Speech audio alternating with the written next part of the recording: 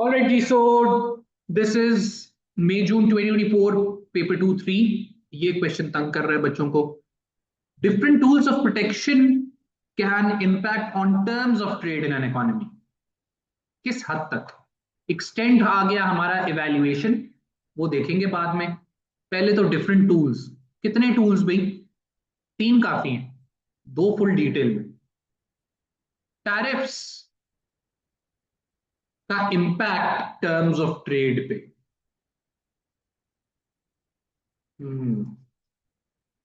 Tariffs का impact terms of trade पे। Terms of trade को टैरिफ्स क्या करते हैं? एक्सपोर्ट प्राइसेस को तो कुछ खास नहीं, लेकिन इंपोर्ट प्राइसेस को बढ़ा देते हैं। ठीक हो गया। इसका टर्म्स ऑफ ट्रेड पे तो कोई पॉजिटिव नेगेटिव इंपैक्ट नहीं आएगा, एक ही इंपैक्ट आएगा। इसी तरह कोटा क्या करता है?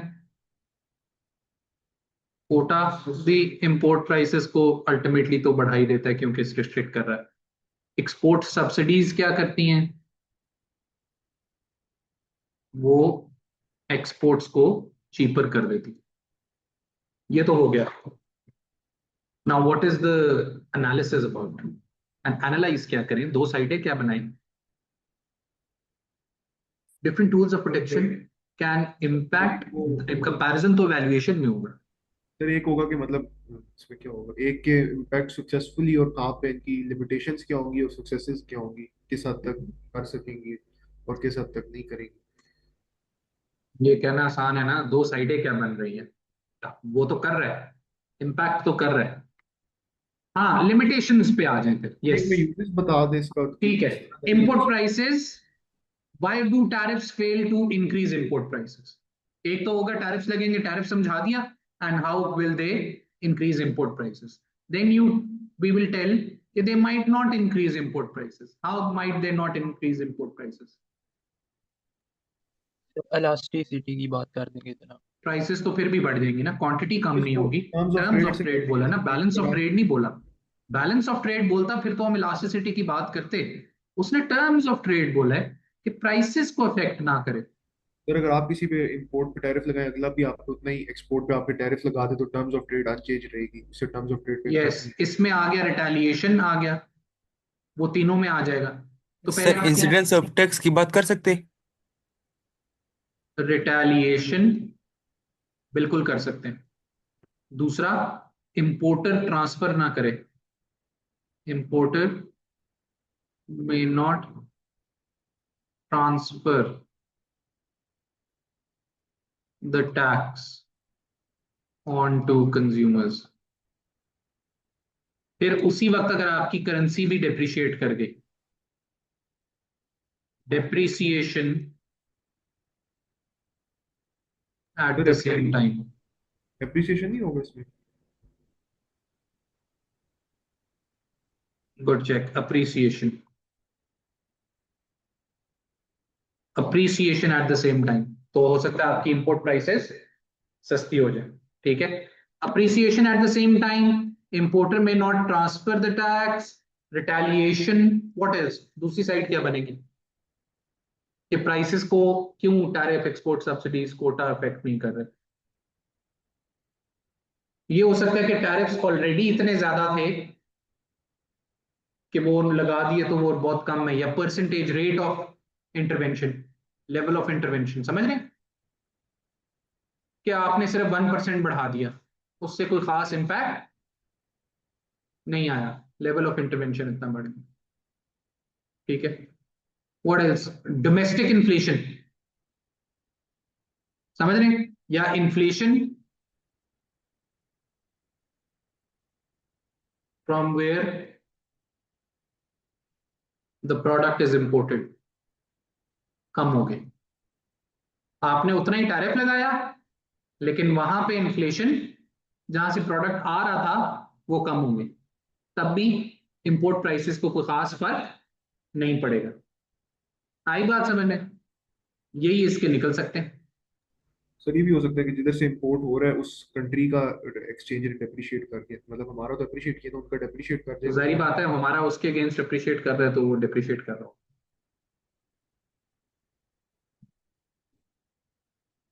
हाँ सबके कॉमन ही है मोर और लेस ओवरऑल, हर डिफरेंट पॉलिसी का नहीं आए। आए देखें ये क्या कहता है। नहीं, आपने बस जनरली सबका एक ही दफा करना है ना।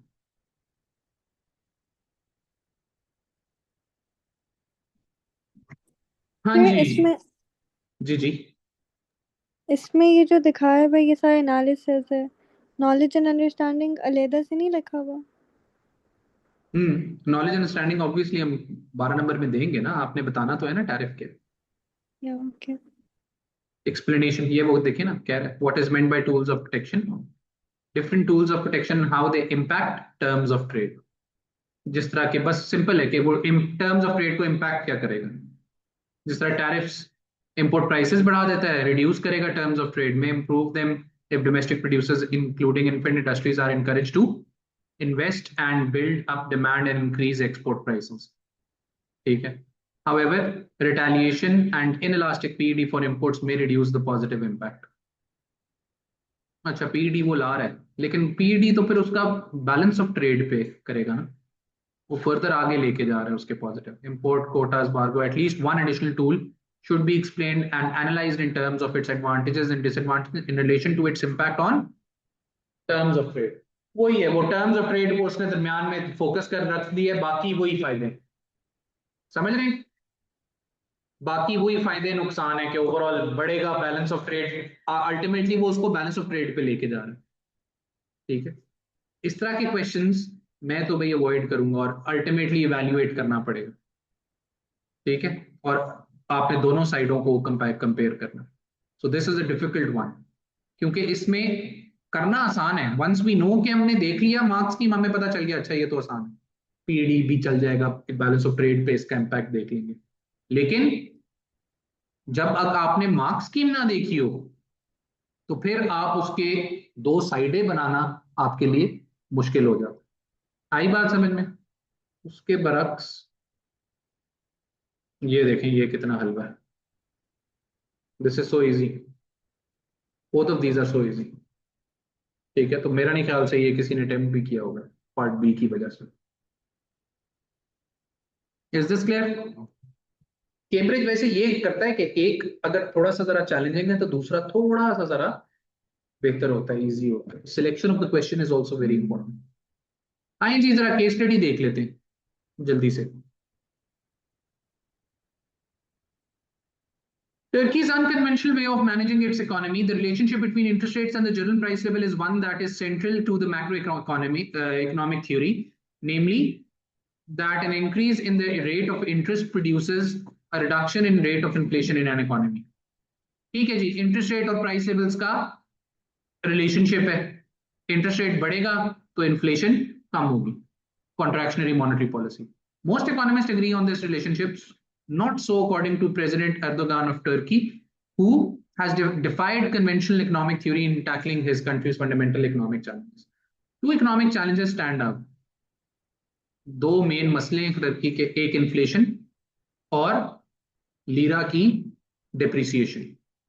ठीक है, लीरा डिप्रिशिएट कर रहा है, ये हमें वैसे ही पता है।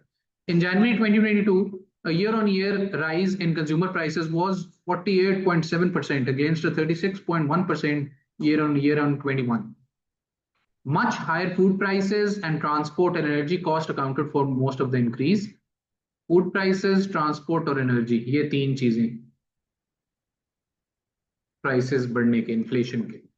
Country's monetary policy committee (MPC) held the short-term interest at 14%. This was the rate set in September 2021 when the MPC cut this rate substantially from 19%. तो इन्फ्लेशन बहुत ज्यादा है, तो थ्योरी क्या कहती है? कॉन्ट्रैक्शनरी मॉनेटरी पॉलिसी लगानी चाहिए, आपको इंटरेस्ट रेट बढ़ाना चाहिए, लेकिन उन्होंने उल्टा इंटरेस्ट रेट कम कर दिया। In short, the president has used his influence over the MPC to reduce interest rates in an attempt to reduce the increasing rate of inflation. तो उसने interest rates कम कर दिए उल्टा। The president's unconventional approach has had a dramatic effect on the external value of the lira. The rapid depreciation in the value of lira from September itna had serious repercussions for Turkey's economy, as Mr. Erdogan sought to prioritize exports over currency stability. Consumer and producer confidence are low. Many who can have converted their lira into US deposits or euros, fearing a collapse of the banking system. Despite these problems, the president remains adamant that his economics is right for Turkey. Moreover, he is convinced that when exports increase, international tourists return after COVID-19 pandemic, unemployment will increase, current account deficit on the balance of payments will be reduced. If true, this unconventional approach to Turkey's economic problems will prove to be a success. अच्छा जी, use the information to calculate real interest rate. Real interest rate जल्दी से 2022 में किधर दिया हुआ? ये तो CPI है. रियल इंटरेस्ट रेट किधर दिया हुआ? किधर है इंटरेस्ट रेट की वैल्यू? कहाँ दी हुई है भाई? यहाँ पे दी हुई थी ना. 2022 में कितना है रियल इंटरेस्ट रेट?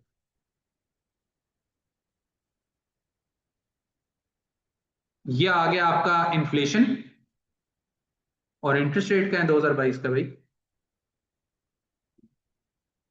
होगा तो ये यहाँ. सर वही 14% 14% ही है, उसके बाद से 14 ही रहे.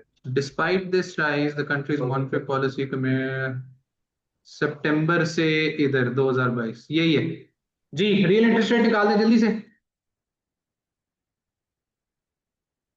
परसेंटेजेस होती हैं, आपने सिर्फ माइनस करना है और ये नेगेटिव में आएगा. 14 आपने क्या करना है?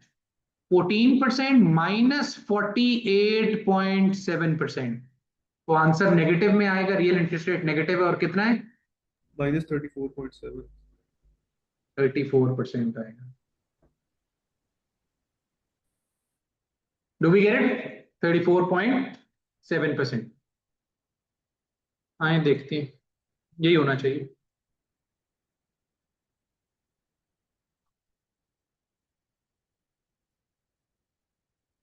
लेंगे परसेंट लगाना जरूरी है. Without the minus sign 1, incorrect calculation 1 नहीं. 34.7% लिखेंगे, काम चल जाए. ये आसान है. Explain why the Turkish lira depreciated from September 2021. क्या हुआ जी September 21? This was set in 2021 when the MPC cut the rate substantially. हाँ जी, इंटरेस्ट रेट कम, क्या होगा? डिमांड फॉर लीरा कम और सप्लाई ऑफ लीरा, क्योंकि हर कोई बेचना चाह रहा है, क्या होगा? डिमांड कम सप्लाई ज्यादा. किसी भी चीज की डिमांड कम सप्लाई ज्यादा तो करेंसी डेप्रिशिएट कर. इसको बातों में आप समझा लेंगे.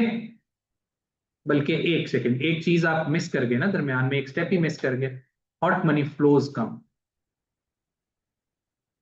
हॉट मनी फ्लोज कम, इंटरेस्ट रेट कम होने की वजह से, जिसकी वजह से डिमांड फॉर लीरा कम. और इधर people started buying foreign currencies.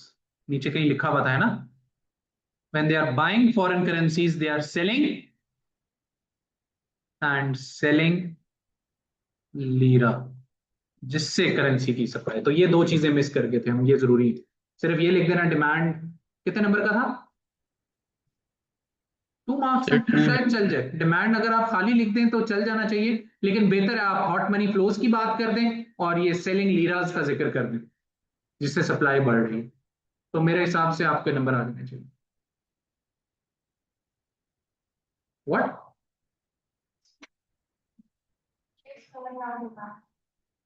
हाँ चल जाए, दोनों चल, देख लेते. इंटरेस्ट रेट गिर गया. Increase in the rate of inflation from इतने से इतना, low producer and consumer confidence, fear of a collapse in the banking system. So as how this leads to a depreciation of the lira, that is, reasons will lead to a fall in demand for the lira and to a fall in its value. तो आपने पीछे reason देना है. तो ये जो एक interest rate कम हुआ है इसका आपने बताना है, ठीक है. और फियर ऑफ कोलैप्स की वजह से लोगों ने क्या किया? फॉरेन करेंसीज में पैसा रखना शुरू कर दिया, जिसकी वजह से सप्लाई बढ़ी. तो सप्लाई और डिमांड खाली लिख देने से आपको अंडा मिलेगा. सप्लाई और डिमांड के पीछे क्या चल रहा था बैकड्रॉप में, वो क्यों डिमांड गिरी या क्यों सप्लाई बढ़ी, वो लिखना है. Yes Consider the extent to which producers in Turkey are likely to have been affected by depreciation of the lira on the foreign exchange market from September. Consider the extent. सबसे पहली बात depreciation होगी तो आपकी export prices गिरेंगी, import prices बढ़ जाएंगी. Export prices और किसको? प्रोड्यूसर्स को. एक्सपोर्ट प्राइसेस गिर गई हैं तो हो सकता है हमारे टर्की के प्रोड्यूसर्स की एक्सपोर्ट्स बढ़ जाए, आउटपुट बढ़ जाए और रेवेन्यू भी बढ़ जाए, उनका सीन हो जाए ऑन. बात समझ आई? इंपोर्ट प्राइसेस बढ़ने की वजह से those producers who import raw materials, उनका सीन ऑफ हो जाए. ठीक है. What else? ये एनालिसिस पे हैं भी हम. ठीक है. आ जाए वैल्यूएशन पे. फिर हम ये कह सकते हैं जी जी बोलें बोलें. सर इलास्टिसिटी पे नहीं बात कर सकते कि वो जैसे इवैल्यूएशन पे आ रहे हैं ना, वो इवैल्यूएशन के लिए छोड़िए ना इलास्टिसिटी. ये तो हमने अज्यूम कर लिया ना कि सीन ऑन हो जाएगा. अब इवैल्यूएशन में आ जाए एक नंबर के लिए कि अगर इनइलास्टिक हो गया, डिमांड हुई, तो एक्सपोर्ट्स बढ़ने के बजाय उल्टा एक्सपोर्ट रेवेन्यू उनका गिर जाएगा और प्रोड्यूसर्स का सीन ऑफ हो जाएगा. किस पे डिपेंड करता है? पीईडी पे डिपेंड करता है एंड पीईएस पे भी डिपेंड करता है कि एक्सपोर्टर की अगर सप्लाई इनइलास्टिक हुई तब भी वो फायदा नहीं उठा सकेगा. सप्लाई पे भी डिपेंड करता है. अगर सप्लाई इनइलास्टिक हुई they cannot increase their output quickly to react to a fall in price and increase their demand to meet the increased demand. बात समझ आई? May have been affected by depreciation. Price of imported raw materials will rise. This which will lead to increase in cost of production, reduce competitiveness for Turkish producer leading to lower demand. It may reduce incentive for domestic producers to invest. Uncertainty की वजह से competitiveness कम हो जाएगी because of fall in the perceived price of exports. हमने एक ये बात कर दी और हमने दूसरा ये बात कर दी, तो एक में से कोई एक बात भी कर देते नंबर आ जाता है. प्राइस competitiveness और डिमांड बढ़ जाएगी. लेकिन मसला क्या है? Reliance of imported raw materials. Example है, ये एग्जाम्पल है. तो हमारी पीईडी वाला भी चल जाएगा, पीईएस वाला आर्ग्यूमेंट भी चल जाएगा और दूसरा ये तीसरा एक्सटेंट ये भी थी कि क्या वो इंपोर्ट कर भी रहे हैं रॉ मटेरियल या नहीं. अगर नहीं कर रहे इंपोर्ट रॉ मटेरियल फिर तो उनका सीन ऑन है, फिर कॉस्ट ऑफ प्रोडक्शन उनकी नहीं बढ़ रही. Do we get it? लेकिन दिस इज एन एग्जांपल. ठीक है. तो आपकी इनइलास्टिक पीईडी वाली बात और इनइलास्टिक पीईएस वाली बात वो भी चल जाएगी. Is this clear? ये तो आसान ही है, देखने में मुश्किल लग रही है. Economic policies have had a beneficial impact on Turkey's economy since 2020.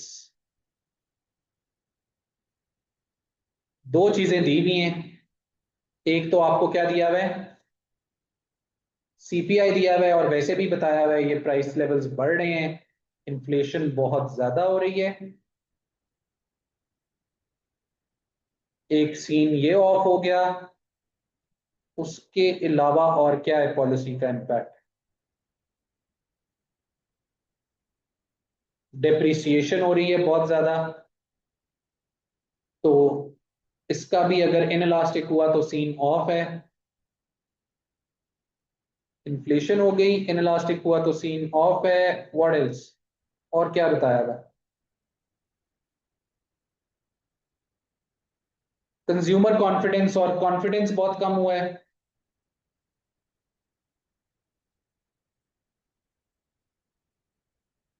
Confidence कम हुआ है, ये तीसरा इम्पैक्ट आ गया. और वो बात भी कर दें कि उन्होंने फॉरेन करेंसी ले ली है और सर ये फूड प्राइसेस वगैरह हाई हुई है उसकी वजह से वो इन्फ्लेशन के अंदर आप दे देंगे ना, वो आप इन्फ्लेशन के अंदर दे देंगे. और एंड पे इवैल्यूएशन में लिखेंगे कि इसके अलावा भी बहुत ज्यादा एविडेंस है जो कि इसके अंदर नहीं है. ठीक है. क्योंकि द क्वेश्चन की वर्डिंग देखें, have had a beneficial impact on Turkey, तो मैं तो इसमें इवैल्यूएट करूंगा कि और चीजें हमें नहीं पता जैसे कि जीडीपी नहीं पता, ठीक है, एम्प्लॉयमेंट अनएम्प्लॉयमेंट का नहीं पता। सर लेकिन ओवरऑल देखा जाए तो it's not beneficial, it's not हाँ, वो आप कंक्लूड कर देंगे, लेकिन ये लाजमी लिखना है कि मिसिंग डेटा या required data to give overall picture.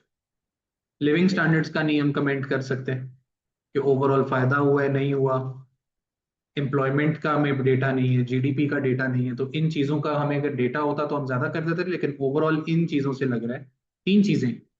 एक तो कॉन्फिडेंस कम हुआ है, जिससे हम प्रिडिक्ट कर सकते हैं, अज्यूम कर सकते हैं कि इकोनॉमिक एक्टिविटी हर्ट हुई हो, ठीक है। डेप्रिसिएशन से, अगर इनलास्टिक हुआ वो भी नहीं लिखा हुआ था कि एक्सपोर्ट इंपोर्ट का टेक्निकली बताया नहीं कि एक्सपोर्ट बढ़ रही है गिर रही है, ठीक है। और इन्फ्लेशन का इम्पैक्ट ओवरऑल बहुत खतरनाक। कैसे? बट स्टिल आपको क्या पता, हो सकता है कि उस इनकम डबल हो रही है, कहीं लिखा है कि रियल जीडीपी गिर रहा है। हो सकता है 46% से अगर 48% से इन्फ्लेशन हो रही है, पता चले जीडीपी में 100% ग्रोथ, जो कि नहीं हुई, लेकिन कैन वी, हमें तो नहीं ना पता, हम अपनी तरफ से assumption नहीं ना ले सकते। Interest rates have fallen may lead to further investment. CPI has flattened by the end of 2022, which may increase consumer confidence. Negative क्या है? इन्फ्लेशन ही है नेगेटिव, लीरा कोलैप्स कर गया है इंपोर्ट प्राइसेस का। Positive negative effects for justified conclusion, ठीक है। उसने दो जबरदस्ती निकाल लिए फायदे, क्या कि एंड पे कॉन्फिडेंस ही कम हो गया है तो इंटरेस्ट रेट गिराने का फायदा, इट्स नॉट टेक्निकली हमने तो फेस वैल्यू पे जज करना है ना, वो तो है ठीक है, लेकिन पॉजिटिव निकालना था ना, हमें चाहिए था हम कोई ना कोई एक जबरदस्ती पॉजिटिव निकालते, जैसे उसने भी जबरदस्ती ही निकाला है। हम कहते हैं कि डेप्रिसिएशन से हो सकता है कि वो बढ़ जाए, आपकी एक्सपोर्ट्स बढ़ जाए, या फिर कॉस्ट ऑफ प्रोडक्शन कम हो जाए डेप्रिसिएशन से, या इंपोर्टेड रॉ मटेरियल सस्ते हो जाए। सॉरी, इधर ये सीपीआई, अच्छा वो कह रहे CPI has flattened, CPI has flattened, हाँ ये देखें, ये कंज्यूमर प्राइस इंडेक्स का परसेंटेज बढ़ना, एटलीस्ट बढ़ना कम हो गया, आई बात समझ, तो इन्फ्लेशन रेट कम हो गया, कांस्टेंट हो गया, इंक्रीज नहीं कर रहा, एक्सेलरेट नहीं कर रहा, तो कोई ना कोई एक आधा फायदा जबरदस्ती निकालना चाहिए था, इतने अच्छे नंबर नहीं आएंगे हमारे इसमें। Assess what alternative policies might be used to reduce Turkey's inflation rate. बताएंगे और क्या पॉलिसी है? The supply side. Contractionary fiscal लगा दें और सप्लाई साइड लगा दें, ठीक है। असेस, उन पॉलिसीज को असेस कर लें, समझ रहे हैं, सप्लाई So साइड like की। advantages, disadvantages. Yes, what else, positive negatives, ये जो 6 मार्कर्स हैं, असेस वाला जो क्वेश्चन है, ये एडवांटेजेस, इसमें भी हमें अकल करनी चाहिए थी, हमने डिसएडवांटेजेस लिख दिए पार्ट सी में, वो लिखे ही नहीं एडवांटेजेस, जबरदस्ती फिक्स करना है, 12 नंबर की तरह करना है, सप्लाई साइड के फायदे नुकसान और फिस्कल के फायदे नुकसान, इन्फ्लेशन के लिए फोकस्ड, इन्फ्लेशन कम करेगा नहीं करेगा। तो जो अभी आप बात कर रहे थे ना कंज्यूमर कॉन्फिडेंस, वो तो खैर इंटरेस्ट रेट्स के हवाले से आप कह रही थी, लेकिन इधर चल जाए, ठीक है। पॉजिटिव नेगेटिव, दो दो दो दो, या दो एक एक दो, इस तरह भी कुछ है, ये आसान है। ये आ गया जी alternative policy, money supply tighter restrictions, monetary policy की, और दो और भी हैं, कैसे वो रिड्यूस करेंगे, एडवांटेज और एक number disadvantage. Alternative policy example fiscal, taxation क्या करेगा, एडी बढ़ा देगा, कंजम्पशन कम कर देगा, और एग्जांपल में नेगेटिव ये है कि टैक्सेस जो हैं वो इंसेंटिव टू वर्क कम कर देंगे, ठीक है। सप्लाई साइड पॉलिसी उसने कहा चलेगी, और फिर अल्टीमेटली उसके एडवांटेजेस डिसएडवांटेजेस को कंपेयर कर दें, और ओवरऑल टर्की के लिए इन्फ्लेशन कम करने में फायदेमंद होगी नहीं। Do we get it? तो अपेरेंटली मुश्किल थी, लेकिन देखा जाए तो इतना, ये 6 मार्कर तो बहुत आसान था। Nothing we can not handle, ये हमने गड़बड़ की है इसमें। ऊपर वाले भी दोनों आसान ही थे टेक्निकली, तो एक्सचेंज रेट वैसे देखने में मुश्किल लगता है नहीं। और बताएं, कब कह रहे थे, तो अभी क्या हो रहा है?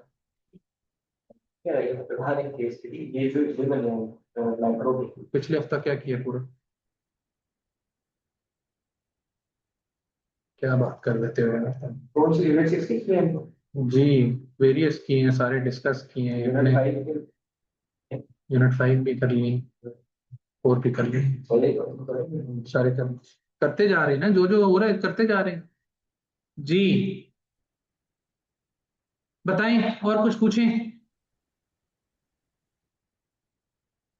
पूछें पूछें। मई जून 25 to 2, मई जून 2025 to 2, ये तो हमारा ही पेपर है, क्या मसला है?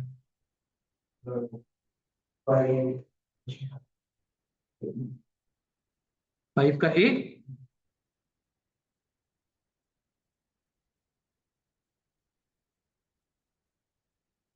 with the help of a diagram explain 2 ways in which a fall in the balance of trade in goods may affect the value's floating exchange rate. Consider the extent to which a change in relative rate of interest between two countries may have a greater impact on exchange. लिखें, लिख लें, मारे speed जल्दी से, फिर घर भी जाना है। चलें भैया, लिखने लगे हम लोग।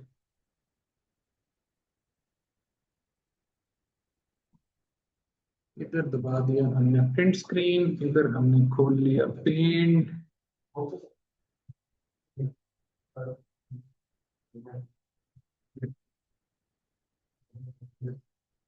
तुम्हें क्या लगता है किसका है एक्सचेंज रेट और ट्रेड इन गुड्स, किसका है? कंट्रोल सी, और यहां पे आ गया कंट्रोल वी।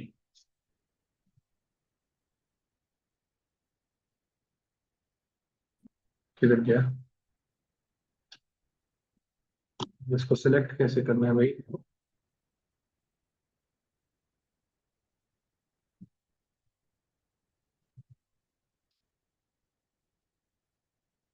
क्या मुसीबत है इसकी है।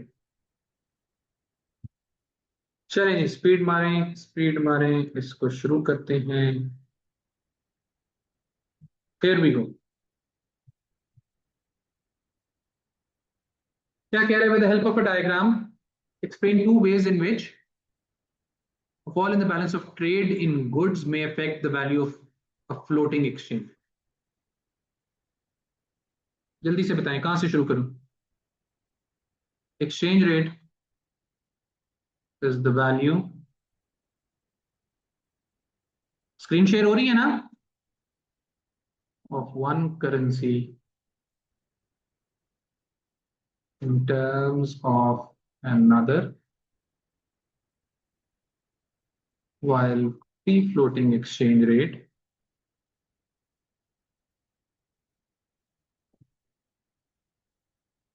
is one in which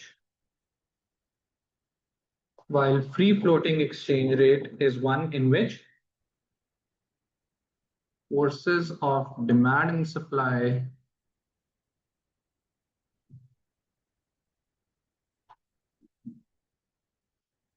freely determine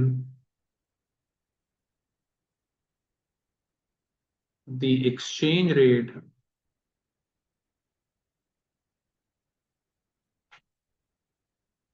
without government intervention.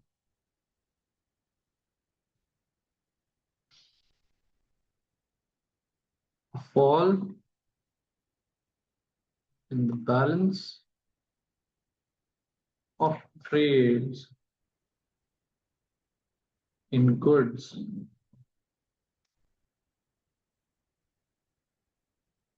that is net exports goods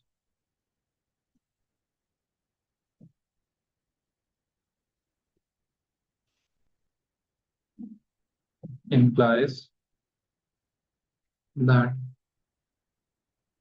value of exports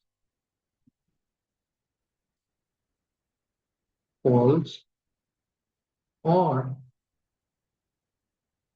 the import expenditure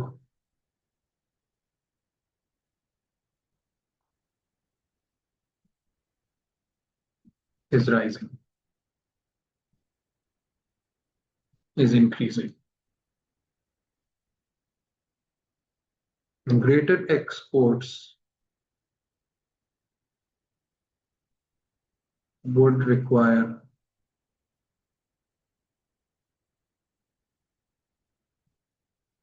foreign firms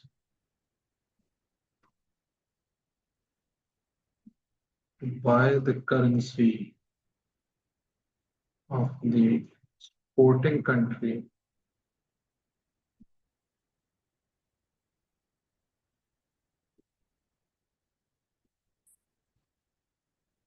increasing its demand and less imports would lead to। अच्छा, अब खाली exports की सिर्फ हम demand भी कम कर देना currency की, उससे भी काम चल जाए, लेकिन सप्लाई भी चले हम बता देते हैं। Less imports would lead to lesser. एक सेकंड एक सेकंड एक सेकंड, ग्रेटर एक्सपोर्ट्स, एक्सपोर्ट्स बढ़ तो नहीं रही, एक्सपोर्ट्स गिर रही है ना? गलत हो गया, गलत हो गया। Lesser exports would require foreign firms to buy less of the currency of exporting country, increasing decreasing। Balance of trade खराब हुआ है ना? ये होता है जब आप वो नहीं बनाते, प्लान नहीं बनाते। A fall in the balance of trade, export गिरी होगी ना, ऊपर भी हमने फॉल ही लिखा है ना। हाँ, that value of exports falls, ठीक है, ये बीच में गलत हुआ। Lesser exports would require foreign firms to buy less of the currency of the exporting country, decreasing its demand, and more imports would lead to a higher supply of currency.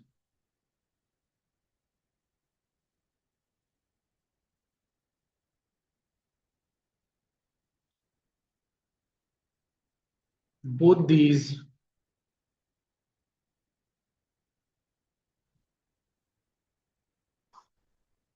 would lead to a depreciation in the exchange rate, as shown below in figure 1। इस तरह लिखना जरूरी है figure वगैरह? ना लिखें, अगर direct लिखने स्ट्रॉन्ग मिलेगा। बस चल जाए।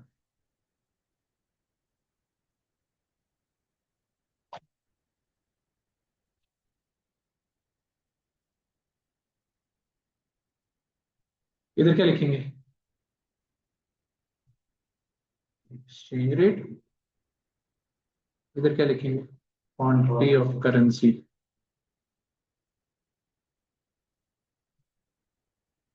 Demand of currency, supply currency.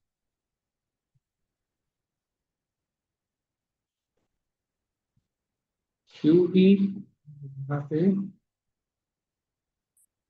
E बार। अच्छा, आप खाली डिमांड, ये कैसा बना है? आप खाली डिमांड को कम कर दें ये भी चलेगा। हमने इस केस में सप्लाई को भी बता दिया, तो मैं सप्लाई भी बनाऊंगा, वरना खाली चल जाना चाहिए था। एरो जरूरी है।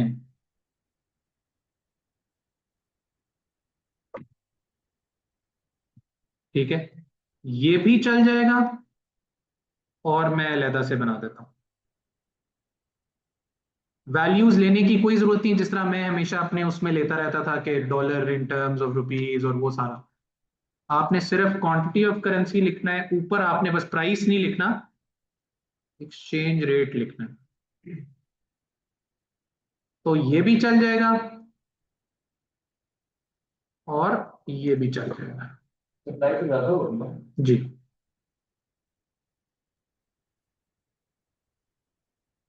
ये आ गया। ठीक है,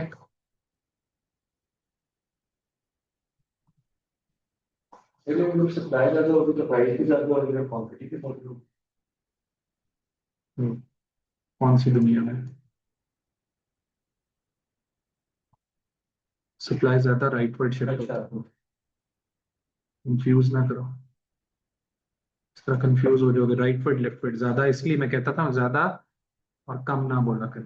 तो ये भी चल जाएगा। तो दोनों में से कोई एक बनाना है आपने। ठीक है, ये मैं दोनों बना दिए आपके लिए। तो अगर आप ऊपर फिर खाली डिमांड की बात करें तब भी, और ये P1 लिख दिया ना, क्या लिखना है?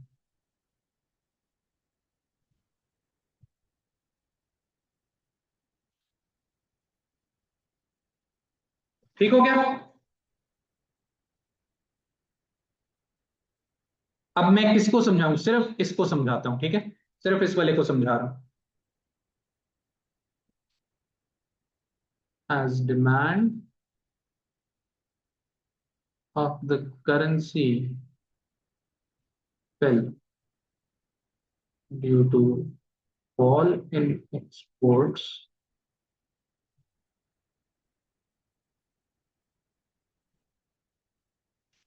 from D to D1, the exchange rate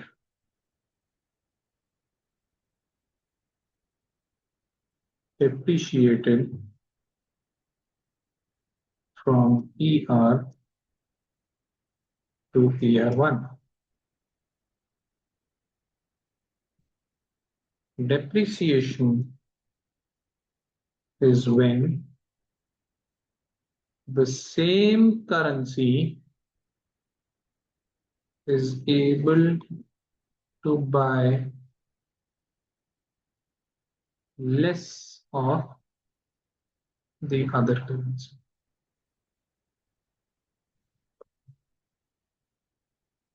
क्या ख्याल है?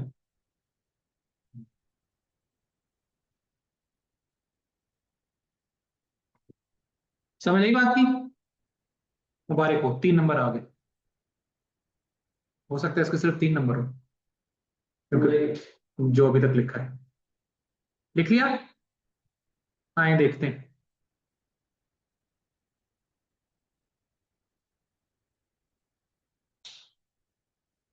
नहीं, हाईलाइट हुआ है अभी 2 वेज, सप्लाई और डिमांड दोनों लिखने हैं। ये तो 2 तो हमने इग्नोर ही कर दिया। ये होता है जब आप बगैर प्लान के शुरू कर देते हैं। 2 वेज हाईलाइट हुआ है। अब सर अब तो 2 नंबर। मैं सॉरी, माय बैड, ये नहीं चलेगा। ये लें, माय बैड, ये नहीं चलेगा भाई। 2 बताएं, या फिर अलहदा सप्लाई का अलहदा बना देते अगर ये किया था। हाँ, उसी में अब ये चलेगा सिर्फ, समझ रहे हैं? ये चलो, एक में अलग अलग दिखा दें, एक में बना दें, दोनों अलग अलग दिखा दें, अब कोई इसको भी समझाना पड़ेगा। इतना टाइम आप क्यों जाया करेंगे? एक में आपको क्या मसला है? अगर कंफ्यूज होते हैं तो अलग, हाँ फिर आपको अलग अलग बस एक एक लाइन लेकिन बस लिखिए। उसने हाईलाइट किया हुआ है भाई 2, इसलिए गौर से पढ़ना चाहिए। बस अंधों की तरह, जिस तरह अभी हमने शुरू कर दिए, देखते साथ ही हमने कहा शुरू कर दो। ये तो 2 पे बाद में गौर किया मैंने। 2 ways in which the balance of trade may affect the floating exchange. नहीं, एक ही ग्राफ पे दोनों दिखा दें, या डिमांड सप्लाई का अलग, या ये एक ग्राफ चल जाए, ठीक है। अच्छा, अब एक्सप्लेन भी करना पड़ेगा इसके। इधर फिर मैं लिखता, ठीक है, इधर increase imports led to a rightward shift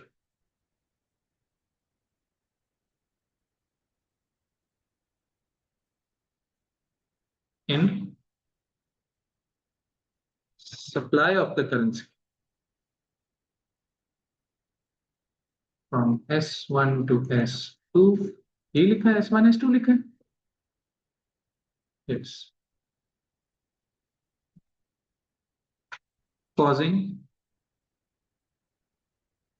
the currency to depreciate further from ER1. इसको चेंज करें D और ER को.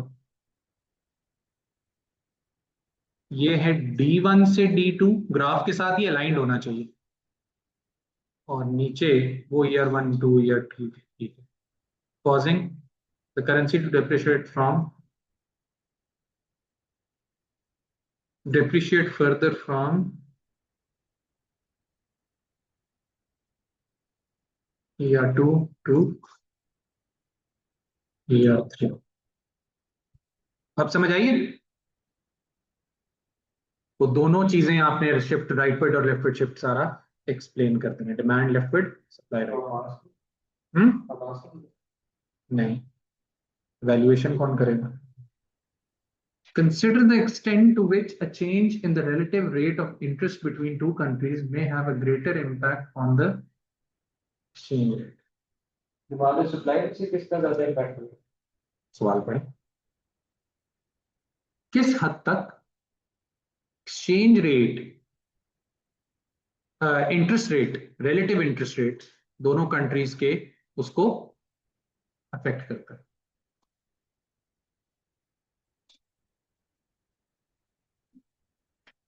वही ना, हॉट मनी फ्लोज की बात करनी है हमने और एक्सटेंड फिर हम बाद में बात करें. ठीक है. यस. तो पहले डायरेक्ट इम्पैक्ट तो बताए ना, फिर कंक्लूजन की बात बाद में करेंगे. If the relative interest rates of an economy falls leads to fall in hot money flows that are international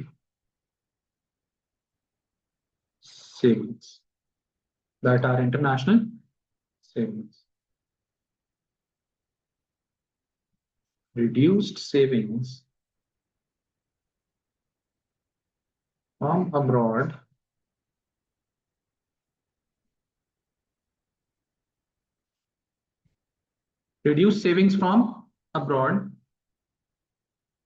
would shift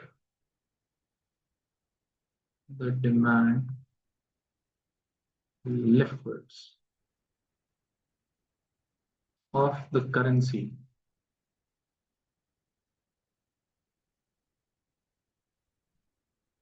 leftwards, as shown in figure.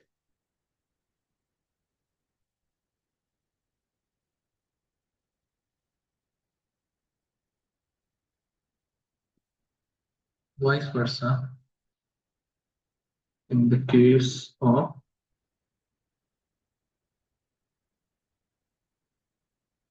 a rise in interest. Rise in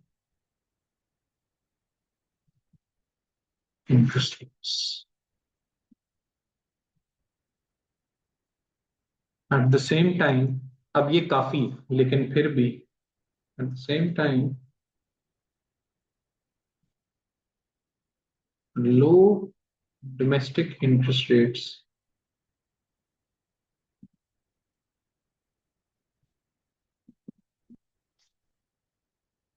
in the country may lead to a flight of savings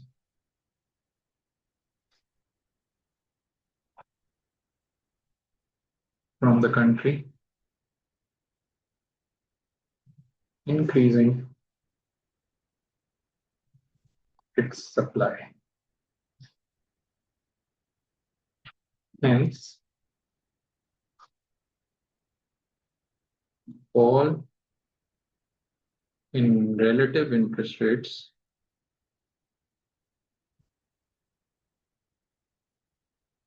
is likely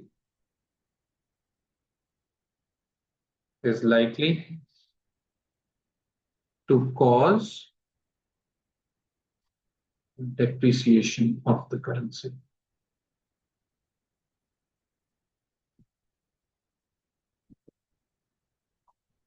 Depreciation में currency की beneficial में कुछ number date बढ़ने लगा। आगे की क्या कोई बात नहीं, कुछ डेट बर्डन बढ़ता है, depreciation, balance of trade improve होता है अगर इलास्टिक। हाँ जी, अब आ जाए। To which a change in relative rate of interest rate between two countries may have a greater impact on the exchange. ज्यादा इम्पैक्ट कब आएगा इंटरेस्ट रेट का?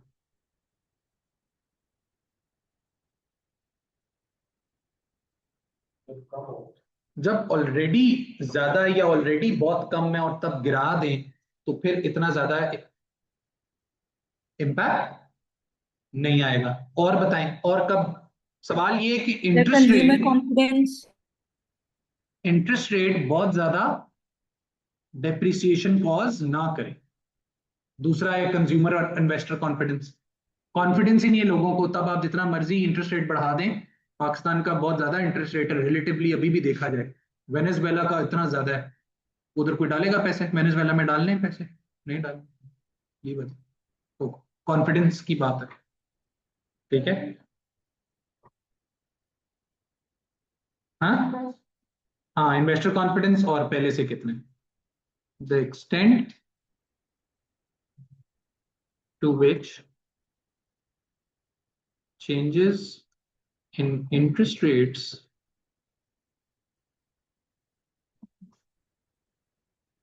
may affect the exchange rate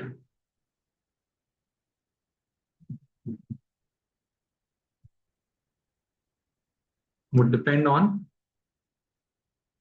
what? The investor confidence and the existing rate of interest. For example, if the consumer / investor confidence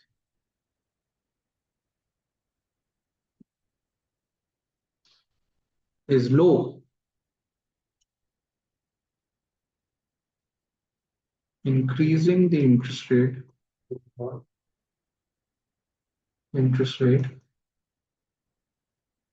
may fail to attract hot money flows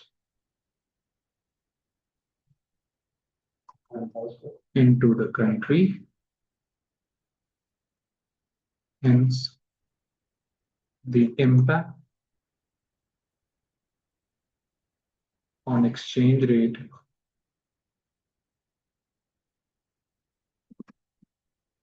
might not be, क्या wording थी? might not be that great. वैसे तो ये चल जाएगा, लेकिन क्योंकि अब हम वो भी लिख चुके हैं क्या, दूसरी बात हमने क्या लिखी है, एक तो कॉन्फिडेंस है, ऑलरेडी एक्सचेंज रेट कितना, ठीक है, अगर टाइम हुआ तो ये similarly if the exchange rate is already high, increasing it further may not affect the currency's demand and hence may not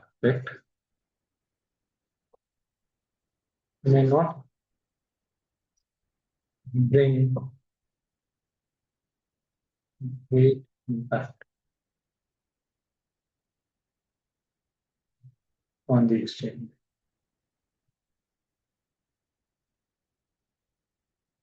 ऐसा देखते हैं, हो सकता है अंडा आ जाए मेरा, तो बहुत ज्यादा नहीं लिख दिया, कितना लेंथ है? 2 पेज होगी, 2 पेज तो ठीक है। वो भी खाना बीच में और बीच में ग्राफ भी है, ठीक है, इतना ही होता है। 1.5 तो ये था जी हमारा आंसर। जल्दी से अब हम जाते हैं और देखते हैं आंसर। सवाल क्या है, ये है ओपन मार्क्स की न्यू टैब, फुल स्क्रीन। कौन सा क्वेश्चन था? 5 का ए था, यही था। वो कहते हैं फुली लेबल डायग्राम के, स्क्रीन शेयर हो रही है ना मार्क्स स्कीम वाली?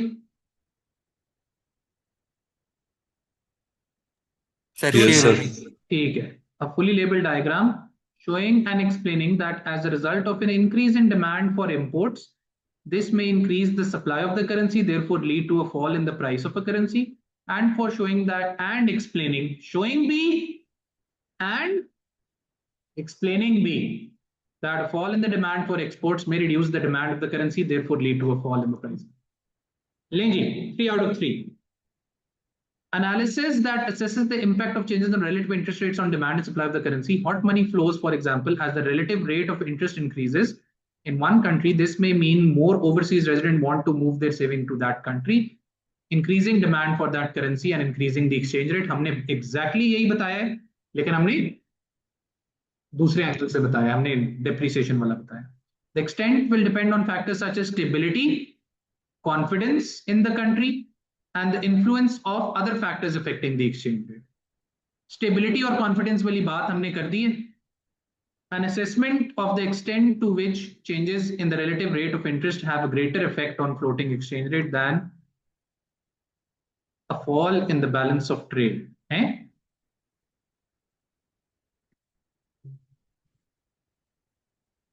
Floating का खैर है, than a fall in the balance of trade in goods. ये कैसा है? Balance of trade in goods कहां से आ गया भाई? ये किस किस्म की वैल्यूएशन लिखती है इसने? An assessment of the extent to which changes in the relative rates of interest may have greater effect on a floating exchange rate than a fall in the balance of trade in goods lead to an overall conclusion. What is this stupidity? Consider the extent to which a change in relative rate of interest between two countries may have a greater impact on the exchange rate. ठीक है जी, evaluation में हमारा आ गया अंडा, analysis में 3 on 3 आ गया. बात समझें? Greater impact on what then what, this was the question. ठीक है, जब वो कह रहे हैं greater impact on the exchange rate, he is saying, ये बात को समझे, बड़ी इंपॉर्टेंट बात है. एक्सचेंज रेट को वो कह रहा है बहुत सारी चीजें हैं जो अफेक्ट कर रही हैं. क्या अफेक्ट कर रहा है? बैलेंस ऑफ ट्रेड इफेक्ट कर रहा है, इंटरेस्ट रेट इफेक्ट कर रहा है, समझ रहे? और 400 चीजें, इन्वेस्टमेंट्स इफेक्ट कर रही हैं, बहुत सारी चीजें इफेक्ट कर. वो कह रहे हैं कि इंटरेस्ट रेट सबसे ग्रेटर इंपैक्ट लाएगा नहीं लाएगा, किस पे डिपेंड करे? एक ऑल्टरनेट फैक्टर लाना था कंपैरिजन में एटलीस्ट, कि ग्रेटर बाकियों से ज्यादा इंटरेस्ट रेट ज्यादा अफेक्ट करता है या बाकी चीजें ज्यादा अफेक्ट कर रही है, वो किस पे डिपेंड करेगी। पहले से ट्रेड लेते हैं। जी, ये बहुत मुश्किल ऊपर का सवाल था, लेकिन चलिए 3 on 3 तो आए हैं कम से कम। ठीक है, डू वी अंडरस्टैंड दिस? तो हम जो अपनी तरफ से इवैल्यूएशन लिखी है वो हमारे एनालिसिस का 1 नंबर हमें लेके देगी। जी, फातिमा अली इमरान मॉक्स चेक हो गए। Do we get this? ये बात समझ आ गई? So this was our attempt. This will be considered as, this part will be considered as part of analysis. This entire thing, this thing, और ये सारा समझाना और इसकी explanation, this is 3 on 3, and this question does not have any evaluation, so this is a 6 out of 8. Not a very good answer.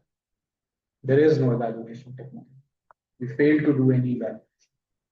Greater impact का समझ आया ना? अंग्रेजी समझ आई है कितनी ऊपर की? ये बहुत मुश्किल सवाल था भाई, ये खतरनाक सवाल था, देखने में आसान लग रहा था। ग्रेटर इम्पैक्ट जब वो कह रहे हैं तो वो कह रहे हैं किसी और के मुकाबले में जो फैक्टर्स इफेक्ट करते हैं एक्सचेंज रेट को, उनमें से सबसे इंपॉर्टेंट फैक्टर ये है या नहीं, ये किस चीज पे डिपेंड करे।